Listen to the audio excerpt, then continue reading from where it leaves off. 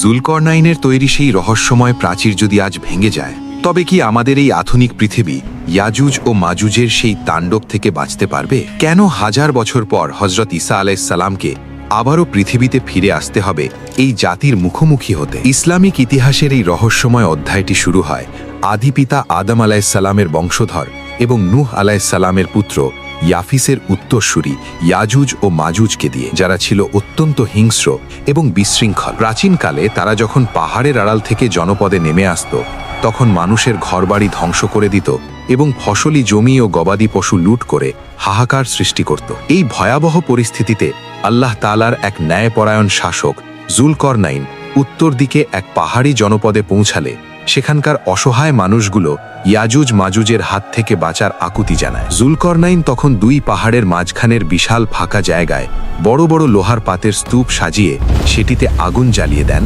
এবং তার ওপর গলিত তামা ঢেলে দিয়ে এমন এক দুর্ভেদ্য ও মসৃণ প্রাচীর নির্মাণ করেন যা ভেদ করা কোনো মানুষের পক্ষে সম্ভব ছিল না। হাদিস অনুযায়ী তারা আজ অবধি সেই প্রাচীরের পেছনে বন্দী আছে এবং প্রতিদিন তা খুঁড়তে থাকে, কিন্তু প্রতিবারই তারা ইনশাআল্লাহ বলতে ভুলে যায় বলে পরদিন এসে দেখে দেওয়ালটি আবার আগের মতো শক্ত হয়ে গেছে। কিয়ামতের প্রাক্কালে যখন পৃথিবীতে দাজ্জালের আবির্ভাব ঘটবে, ঠিক সেই সংকটময় মুহূর্তে আল্লাহর হুকুমে আসমান থেকে দুজন ফেরেশতার কাঁধে ভর করে সিরিয়ার দামেস্কে সাদা মিনারের ওপর অবতরণ করবেন হজরত ঈসা আলাইহিসসালাম।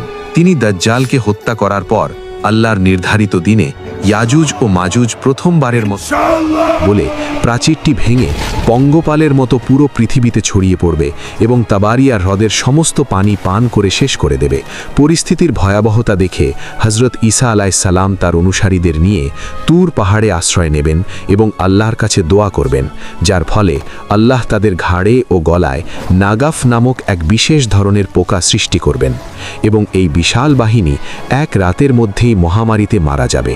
অবশেষে আল্লাহর পাঠানো বিশাল দেহী পাখি এবং প্রবল বৃষ্টির মাধ্যমে তাদের লাশগুলো পরিষ্কার করে পুরো পৃথিবীকে আবার শান্ত ও পবিত্র করা হবে।